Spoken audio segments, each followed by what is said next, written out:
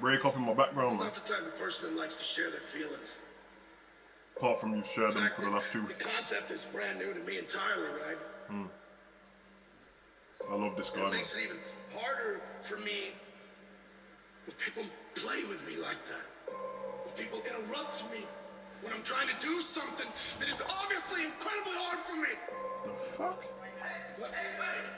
Someone really gonna interrupt him when he just said that? Hold on. Shh. No, please, come here. Who's he talking to the camera? No. Oh, this poor guy. Finally. You're just probably here to try and do your job, right? I'm trying to do my job too. Okay, but you know that feeling you get? You know that feeling you get when you're in traffic and someone cuts you off right in front of your face? He drives by you and he's smiling at you, and for the next little bit, all you can think about, all you want to do is fantasize about what you would do if you had him for just 30 seconds. What would you do if you had him for 30 seconds alone, right? I can't stand the way I'm thinking about things, man. I hate myself right now. You understand that? Because all I want to do is I want to take your head and I want to run over there and I want to smack you in that cement ball. And honestly, bro, I can't even handle myself.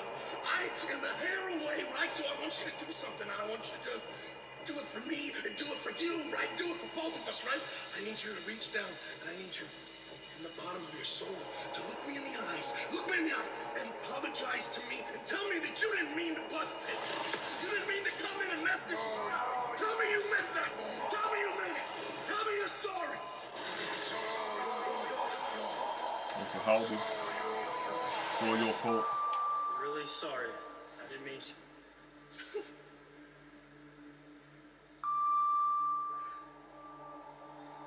I know, okay?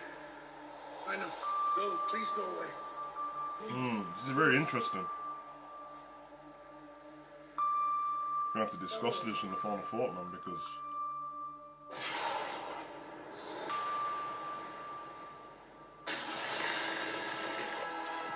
things with Bray keep getting weirder and weirder. And as we learned this past Monday, Bray Wyatt will be live in Riyadh tomorrow. Special start time at noon Eastern at 9 a.m. I feel like that kind of, we'll talk about it. The message Wyatt will have for the WWE Universe at Crown Jewel. What I was saying at the last part of that segment there where Michael Cole was announcing that he was going to be at Crown Jewel, which I know hopefully you guys will join me for the watch and all. I kind of, is it just me? It kind of throws you out of the not the whole character, but he's currently there losing his mind, and then they're announcing that he's going to be at Saudi Arabia, and it's like, well, he never mentioned it, so it almost kicks you out of kayfabe straight away. Because he should be kind of unhinged, and I don't know, maybe I'm wrong, but it doesn't make much sense because so far since he's been back, he's not done anything to do with wrestling, so why would he be at Saudi Arabia?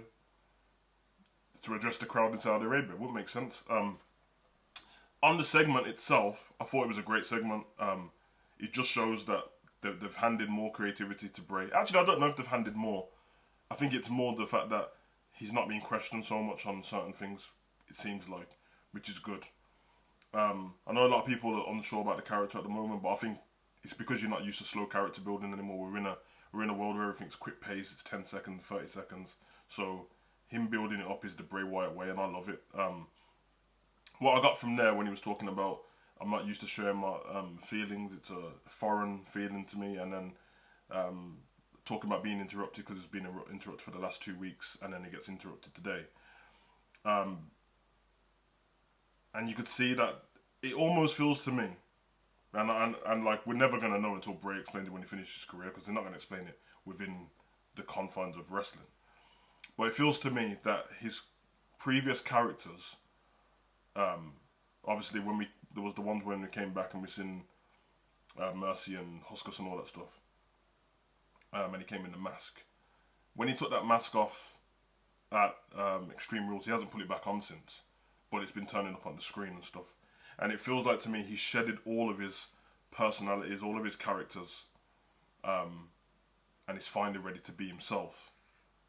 But because he's not used to it, something keeps pulling him back. And that's why you get things there where he's about to snap and he just tells the guy to go away. And obviously, visually, the Uncle Howdy stuff that's coming on the screen is supposed to represent what's in Bray's head at the time. Clearly it's wrestling. You know, like they would do that in a movie as well, so I don't mind that. But yeah, Uncle Howard is the guy who's trying to pull him back, and he looks like he's saying to him, like, the reason why you're having this breakdown, the reason why you're having all this anxiety, all these foreign feelings and that, you can hear it in the background. It keeps going, it's your fault. It's your fault. And yeah, that's what you would play with in your mind if you're going through, I don't know, certain guilt. I don't want to say survivor's guilt because it's not about that, but you never know. That's what people go through. They get voices in their head of, you know what I mean? We know this, man. So I think it's incredible anyway. I'm not going to talk too much more because I can do a whole video on Bray Wyatt. Problem is I need to find a way how to break it down because I'll talk forever on him. But currently I think this is dope. I can't wait to see more. We're going to do the watch along. I don't know what time it is now for everyone else, but I'm just going to come back off an advert in a minute, so pause the TV. But I'm very excited I'm not excited, but I'm intrigued to watch Crown Jewel. And yeah, we'll see what he brings, but I'm guessing he's going to get interrupted again. So we'll see. I've been your boy Savage. Comment, like, subscribe and share. Just a quick shout for SmackDown.